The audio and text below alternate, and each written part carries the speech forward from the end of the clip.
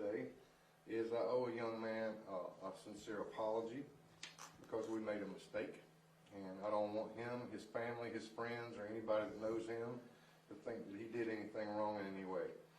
His name is Olin Christopher Rhodes. This is a guy that did nothing wrong.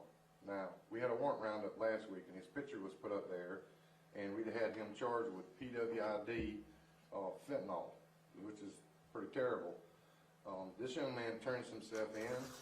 His wife and his family were super nice to me, I have to say.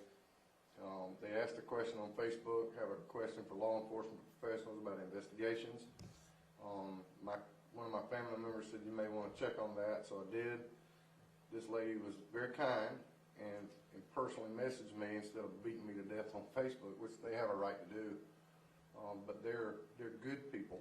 And this gentleman right here, Mr. Rhodes, was terminated from his job, and I want to say thank you to the city of Malden for understanding that we made this mistake and not him, and gave him his job back, so thank you for that. They lost a little bit of money that we will recoup for them. I want to show you, I really want to show you the guy that looks like him, but I have not 100% identified him, so I don't want to make the same mistake twice. I just wanted to tell everybody that knows this man that he did nothing wrong whatsoever. He was not involved. It was a mistaken identity. They look quite a bit alike. We were working with an informant who emphatically said, that's him, that's him, that's him.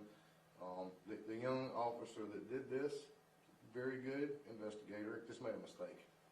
So the whole reason why I wanted to tell you this is I need everybody that knows this guy, and he will tell you for 3 years he's been just fine. He's not done any of that stuff, and he told me in my office, he said, man, that's my past, and that's how we got his mugshot.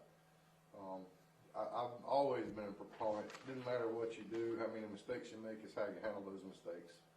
He has done a very good job.